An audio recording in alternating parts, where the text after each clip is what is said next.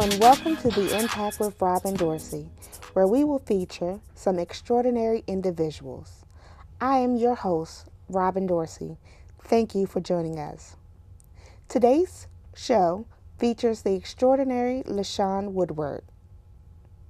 LaShawn Woodward is a licensed real estate agent, hope counselor, accountant, and ovarian cancer advocate and survivor.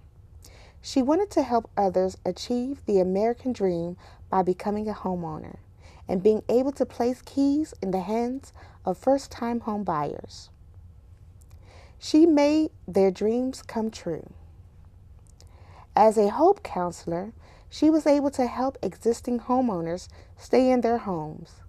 She accounts, sometimes in life, things happen.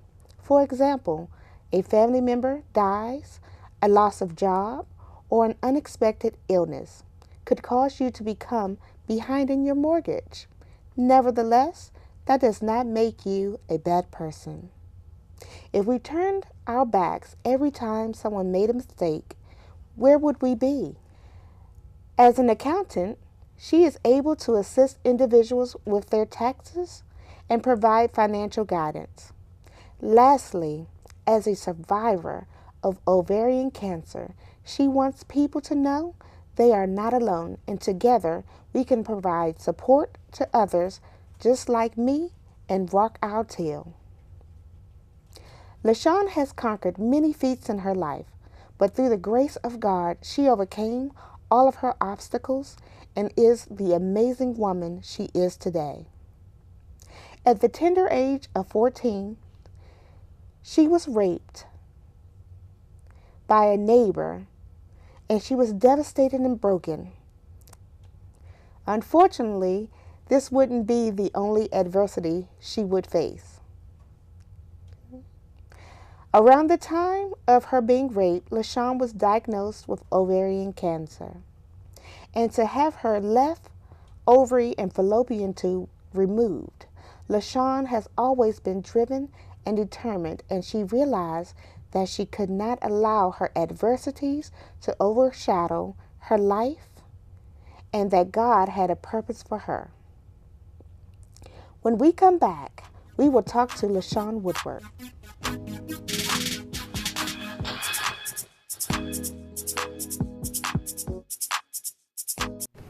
Listen, I know you're upset, but it was just one date. And dating's like the stock market. There's ups and downs and ups and so always buy low. You don't have to be perfect to be a perfect parent. There are thousands of teens in foster care who would love to put up with you.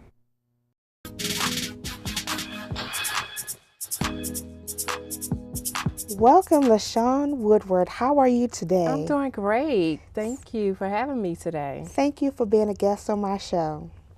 So I have a couple of questions for you. Okay.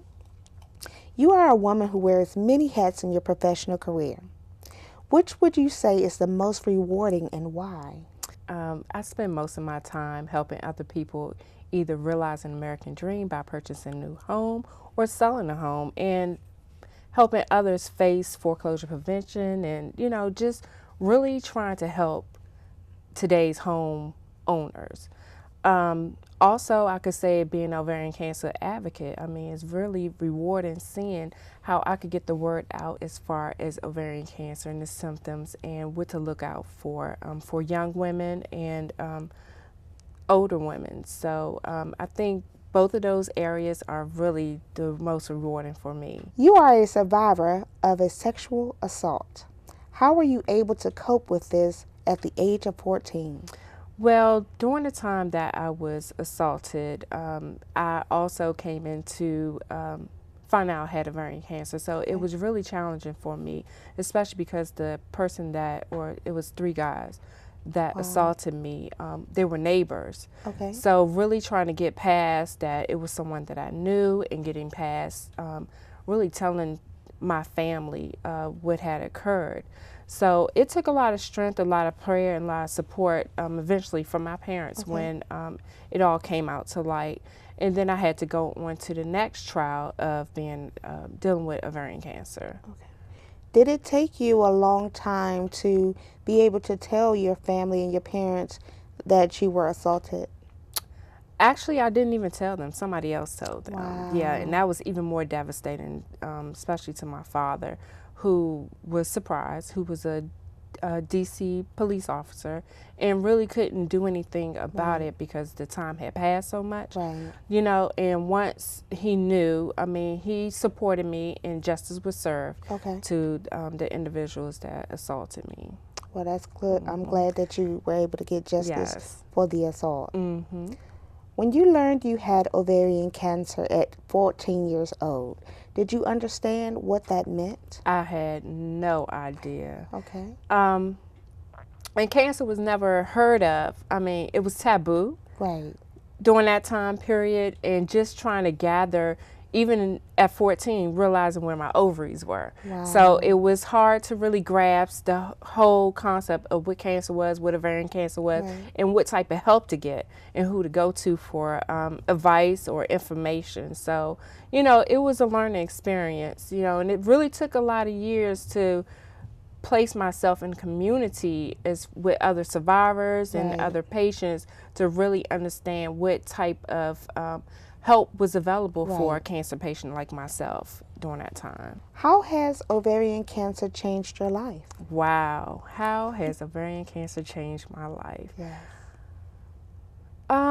One, as being a survivor of ovarian cancer, personally, it changed my life because I went through early menopause. Wow. And as going from an adolescent to adulthood, I mean, instead of going to puberty, I was trying to really find myself. And over the years, you know, I could have went one direction from being depressed or, you know, just thinking life was over, but I ended up thriving, I focused on becoming an entrepreneur. You know, I focused on starting my first nonprofit called Young Survivors of Ovarian Cancer.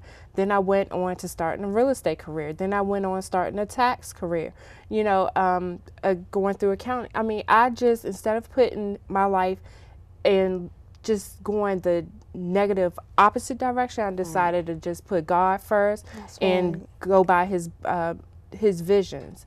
And that's what I live by. So over the years, I think finding my place in this world, finding what my purpose is, and using that cancer and the rape and the sexual assault, using that as a catalyst to move forward. You know, now throughout the years, think about trying to start a family. You know, going through figuring out things with fertility treatments and just moving forward. Just try to, throughout the years, I learned how to create and start a healthy life. Wow, that is amazing. This is one of the reasons why we are featuring you as an extraordinary individual, because that is what you are. Oh, you have overcame many feats, and you have done things that most people wouldn't dream of, and you're making a difference in the community. Yes, thank you.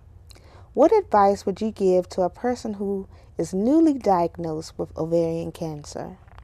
I would, as far as advice to someone, I would suggest that one, reach out to support groups. Other organizations. I personally represent the National Ovarian Cancer Coalition, which is NOCC. I go to their walks that they have. I meet other survivors, other patients. I mean, just seeing that you're not the only person that's going through treatment. I mean, just get out if you can and reach out for help. And there's so much resources out here online and in the area. So just reach out for support. So you want people to know that they're not alone. Exactly. And there's resources now in this day and age to help them with ovarian cancer. Yes. Unlike when you were diagnosed, there was no resources at that time. Yes, it wasn't that many that I knew of. The first organization, which I still affiliate myself with, is the National Ovarian Cancer Coalition. And they helped from the day, well, when I first started and I was reaching out for resources, actually I looked in a women's journal magazine. Okay. And that's when I actually seen or noticed there was at least one organization around. So I reached out to them, and they pretty much led me over the last few years of with wealth of information. So yes. And what they say is knowledge is power. Knowledge is power. What is your motivation to succeed? One is I feel like I have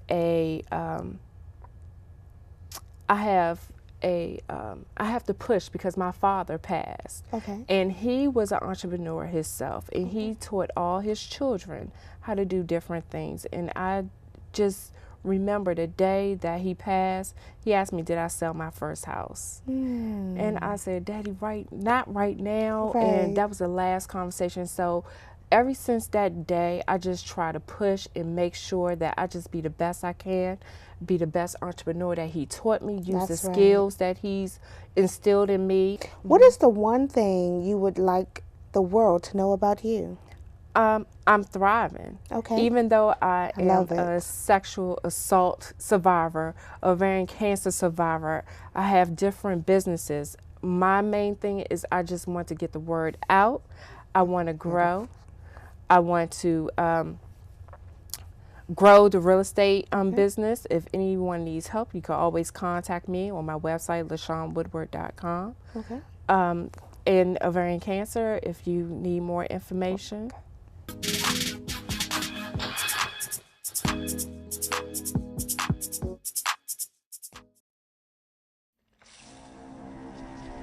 When some people struggle with their mortgage payments, they become frozen, petrified. Not knowing what to do, they do nothing. But the people who take action are far more likely to get the most positive outcome. Making home affordable is a free government program. Call now to talk one-on-one with a housing expert about the options that are right for you. Real help, real answers, right now.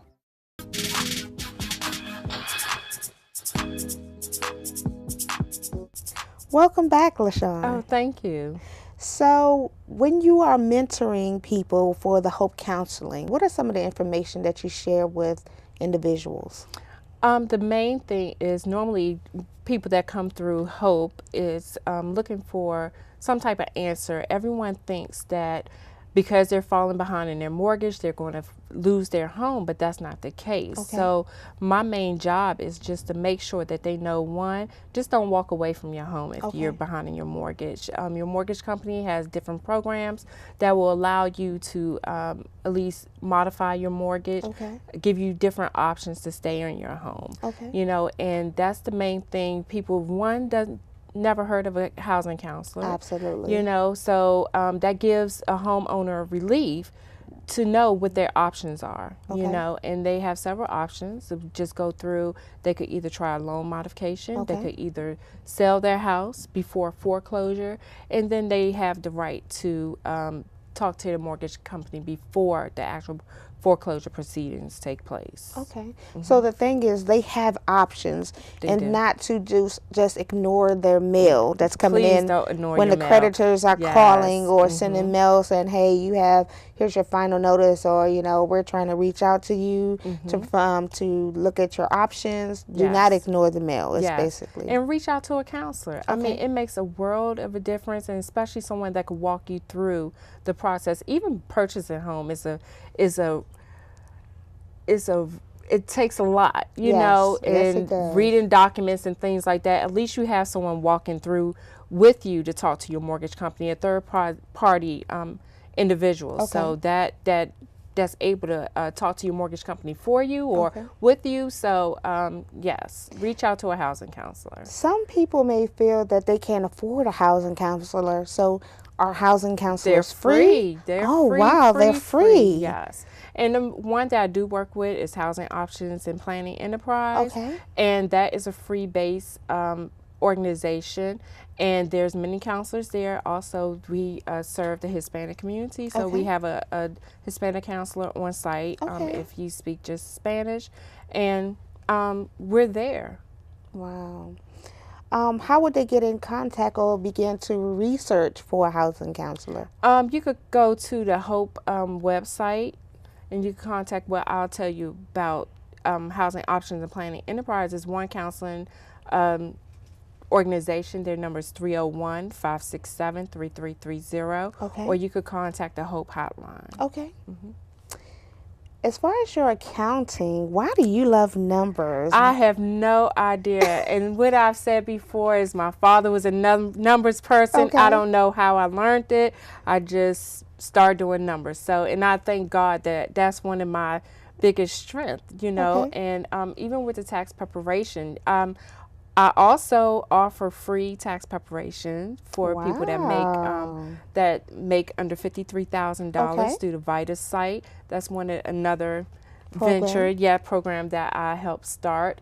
And that's one thing that I love to offer, Okay. you know, for our community. And also I have my own practice as well, you know. And when I deal with someone, I love teaching my clients the different deductions they could take, especially being a homeowner. You know, if I know Yes. everything that I do that's instilled in me, I'm going to spread it to my clients. Absolutely.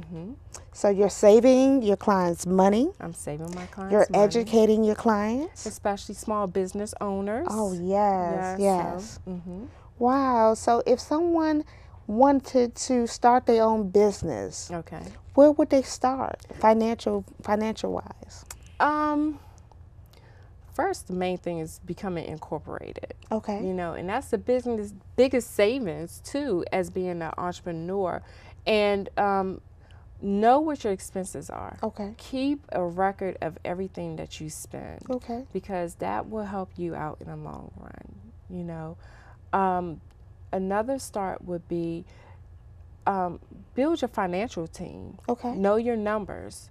You know, set up your accounts, your bank accounts, and you know, just know where your money is going. Okay.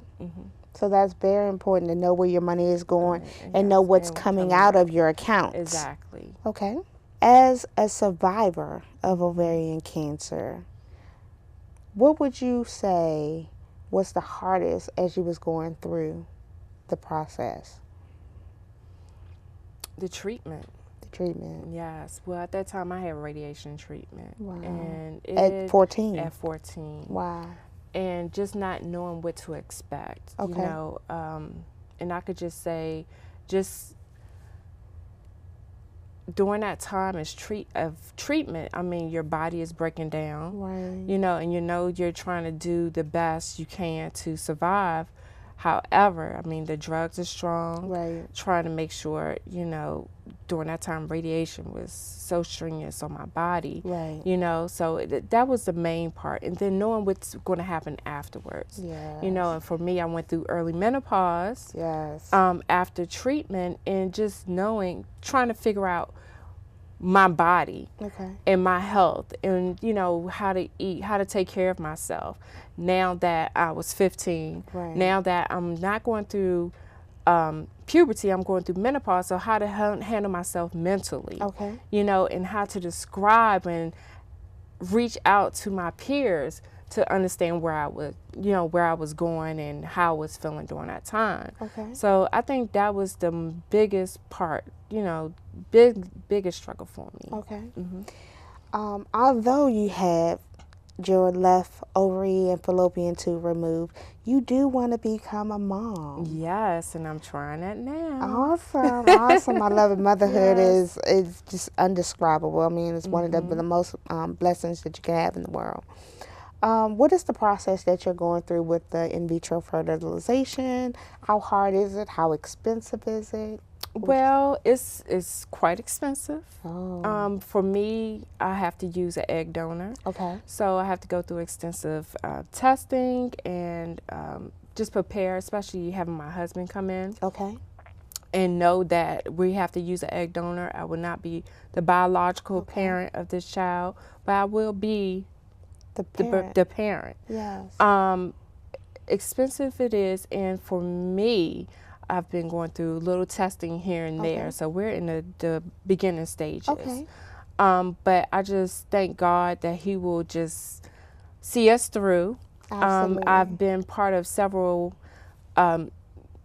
fundraisers. Okay. To get more money to do in vitro. It costs about $40,000. Wow, Yes. $40,000. $40,000 to How do can the average process. person afford that who have- wants to be a mom, a Yes, parent? and that's what I advocate. I try to advocate that, one, there's not a lot of African American egg donors out there, Really? so we do need more egg donors. Okay.